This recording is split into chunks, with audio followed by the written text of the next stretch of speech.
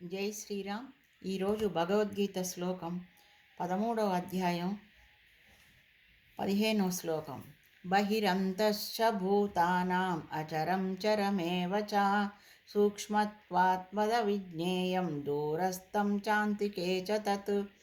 ప్రాణుల బాహ్యంలోనూ ప్రాణుల బాహ్యాభ్యంతరములందున్నది, చెలించునది చెలించనిది రెండు కూడా ఆత్మయేట. సూక్ష్మమైనందున అగ్రాహ్యమై ఉన్నది. అది దూరముగాను దగ్గరగాను ఉన్నది. ఆధ్యాత్మిక భాషలో సూక్ష్మము అంటే అనంతమట. ఆకాశాన్ని కూడా సూక్ష్మంగా పోలుస్తారట.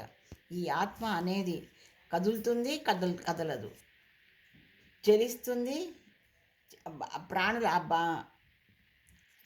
తెలుస్తుంది, తెలవకుండా ఉంటుందట. ఆత్మ అనేది అంటే మనం అంతర్గతంగా ఉంటే ఆ ఆత్మ ప్రయాణం తెలుస్తుంది, ఆత్మ గురించి తెలుస్తుంది.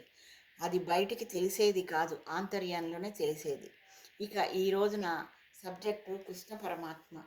ఈ కృష్ణ పరమాత్మ గురించి మనం ఎంత చెప్పుకున్నా తనివి తీరదు.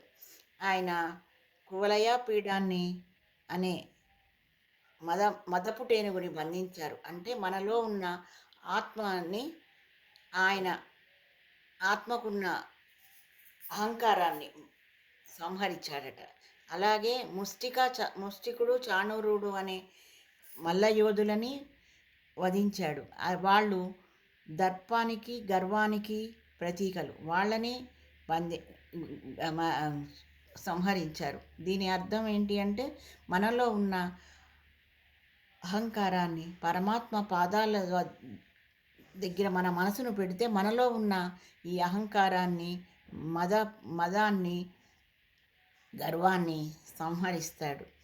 తర్వాత ఇక ఈ పరమాత్మ దగ్గరికి వెళ్ళేటందుకు ఎన్నో మార్గాలు ఉన్నాయి కదా. ఇవన్నీ మనకి ఎలా తెలుసుకోవాలి? సద్గ్రంథ పఠనం, సత్సాంగత్యంలో తప్పకుండా తెలుస్తాయి. సత్సాంగత్యం అనేది దొరకడం చాలా దుర్లభం. దొరికిందంటే విడవకండి. ఒక రోజున